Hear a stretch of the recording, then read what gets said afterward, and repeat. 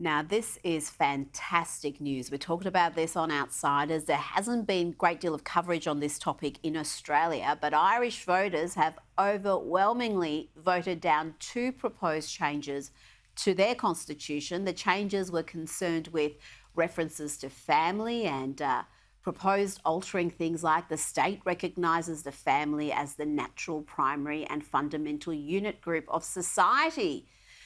To the state recognises the family, whether founded on marriage or on other durable relationships, as the natural, primary and fundamental unit group of society. You can see what they're trying to do there. It also proposed to delete references to the woman and her life in the home and mothers and their duties in the home.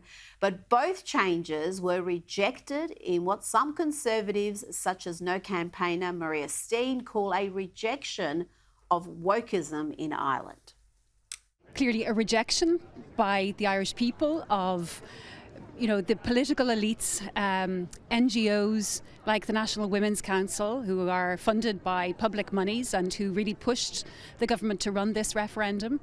It's also a rejection of a campaign of misinformation by the government, who would not engage with the reasonable concerns of the no side. And it's also a rejection of a government that seems more concerned with social media plaudits than actually getting on with the business of governing the country. This was really quite something to see. It was reminiscent of Brexit, Trump in 2016, our own voice referendum, where you had just so many groups in one camp and they were all on the wrong side of history. You're right, those parallels are all apt and they reflect this trend in Western society of the mainstream rejecting the overtures of the political class and the elites. When you look at the opinion polling, it's fascinating. It had the no vote at 30% at the start of March, and the no vote ended up in the high 60s for one of them, in the low 70s for the other. But to me, this is really fascinating because over the last few years, Ireland has, through its constitutional referendums, altered marriage. So they have same-sex marriage. They also expanded the permissibility of abortion as well. So it's not as if they're anti-everything, but what the Irish people are saying is the political class are going too far. Yeah. And what it shows is that we are at a turning point in the Western world where when votes are put to the people, they reject identity politics and they reject wokeism and division, and this is just another example of that. But I bet you, Rita, this is another example of why the political class will probably stop putting referendums to the people, because they keep losing and they're going to try and do it anyway. That's a very good point indeed. And already the excuses are starting that the voter turnout wasn't as high as they expected, and that's why the result is looking the way that is. No, it's not. It has nothing to do with that. Now let's go to London, where the Metropolitan Police are being accused of double standards again, this time for arresting a protester who called Hamas terrorists. He had a sign that said Hamas are terrorists. He was assaulted by pro-Palestinian protesters. Let's have a look.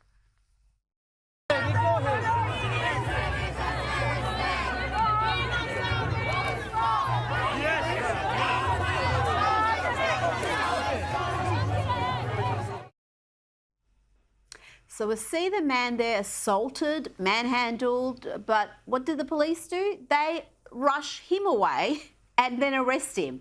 Again, the victim is the one who's treated like the criminal, not the violent mob. A Metropolitan Police spokesman said it was not accurate that the man was arrested for having an anti-Hamas placard, instead insisting he was arrested for assault, but he was later, I love this word, de-arrested after officers reviewed the footage of the altercation and realised he didn't assault anybody. They assaulted him. It's outrageous, Daniel. It's not a one-off. It's certainly happened right here in Melbourne. It's happened in Sydney, repeatedly in London and other places where there's this two-tier policing and the police consistently siding with the violent mob. Yeah, I mean, I feel sorry for the cop on the beat because I think they're often responding to failed leadership, failed political leadership, failed policing leadership. I bet you they're too scared to do the right thing. because they know there's going to be ramifications. Everything's filmed these days on social media. Everything's contorted. It's easier for them just to do the politically correct thing, as wrong as that is. And I think we saw that in Victoria with COVID, where a lot of the police who were going out there disrupting protesters, shutting down playgrounds, I don't think a lot of them believed it, but they were responding to failed leadership. And that's not a reason to go along with it. No. But I've got to say that they're probably trying to do the right thing. And this comes to the point where we need to have proper leadership. You said it rightly, a two-tiered system. It's political policing. The job of the police is to keep the community safe. That's the end of the story. If they're not doing that, then trust and confidence in police will go down. You'll start to see vigilantism. We don't want to go down that road, but you can understand why some people feel that they need to do that. Well, I think faith in the police force has been shaken through COVID and through these sort of incidents. And it's typically law-abiding citizens who are reassessing how they feel about the police, and you don't want that. Now, one of the questions I've got to ask after seeing a lot more of that footage, and there's extensive footage, is why were those protesters so upset, so enraged with the man standing there doing nothing other than holding up a sign saying Hamas are terrorists? I mean, are they pro-Palestinian protesters? Are they pro-Hamas protesters? Because I would have thought he could stand there peacefully and you go about protesting what you want to protest, unless you actually are upset by Hamas being called terrorists. Now, finally, the ABC grilled Energy Minister Chris Bowen on his government's nuclear energy ban on insiders. Have a look. Well, the market hasn't sorted out in any other country in the world. Every country in the world with nuclear has required massive transfers of taxpayer wealth to the nuclear constructors. Now, if we were to go down that road in Australia, we'd really be sending the signal that we're prepared to do that, that we are prepared to use taxpayers' money to subsidise the development of the nuclear industry, and we're not. Just in fairness, though, Minister, you do. I mean, the government's building Snowy 2.0. You have the scheme, the capacity investment scheme that subsidises renewables. We don't know how much that's costing. Well, very different approaches. Very different approaches, really. The amount of government subsidies and investment in renewables is enormous. Taxpayers have been subsidising that sector for some time now.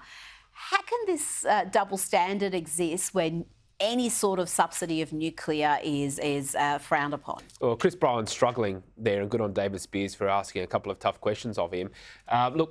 Chris Bowen is sort of making this up as he goes when he says that the market won't favour renewables. Well, we don't know because there's a ban there at the moment.